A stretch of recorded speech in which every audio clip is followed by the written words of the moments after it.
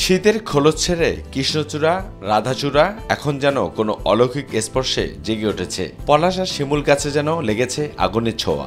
প্রকৃতিতে মধুর বসন্তে সাজ সাজ রব। তাই তো প্রকৃতির সাজের সঙ্গে সঙ্গে গুনগুন করে বাজছে বসন্তের গান।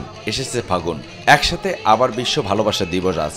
সব মিলিয়ে নগরবাসী ভাসছে অন্যরকম এক আনন্দে। বাঙালি জাতির অনুভূতির সাথে কিন্তু মিশে আছে এই বসন্ত বরণের যে অনুষ্ঠান, সেটি ভালোবাসা এবং বসন্ত দুটো একসাথে যখন হয়ে গিয়েছে তখন আসলে কি বলবো, প্রকৃতিও আমাদের সাথে সাথে হাসছে।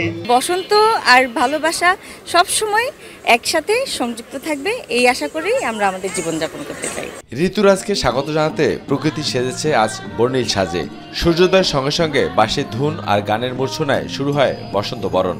ঢাকা বিশ্ববিদ্যালয়ের চারুকলা ইনস্টিটিউটের বিভিন্ন শিল্পগোষ্ঠীর অংশগ্রহণে বকুলতলায় বর্ণাঢ্য আয়োজনে বসন্ত বরণের আয়োজন করা হয়। সেখানে হাজির হয় অনেক বাসন্তী শাড়ি আর খোপায় ফুল গুজে বাঁধা অনেক নারী।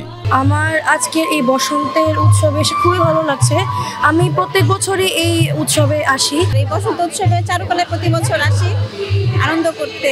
এই দিনগুলোতে আসলে আমরা সবাই একসাথে, এই যে সবাই হলুদ রঙের শাড়ি পরে আমরা আজকে এসেছি। আমাদের সংস্কৃতিটাকে ধরে রাখি, এটা প্রতি বছরই পালন করা হয়। আমি আমার সন্তানকে চাই বাংলার সংস্কৃতির সাথে পরিচিত করে দেওয়ার জন্য। ভোর থেকে শুরু হওয়া এসব উৎসব চলে দিনব্যাপী।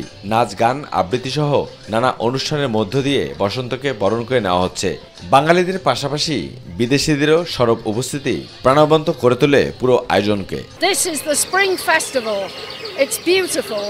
It's the Spring Festival in Bangladesh. We feel very welcome here. আমরা চাই এই প্রকৃতির বার্তার মধ্য দিয়ে প্রকৃতি শুদ্ধ হোক, আমরা প্রকৃতি বান্ধব সমাজ গড়ে তুলতে পারি। জাতীয় বসন্ত বরণ উদযাপন পরিষদ আয়োজিত এই উৎসবকে কেন্দ্র করে বিভিন্ন বয়সের মানুষের মিলন মেলায় পরিণত হয় বকুলতলা প্রাঙ্গণ।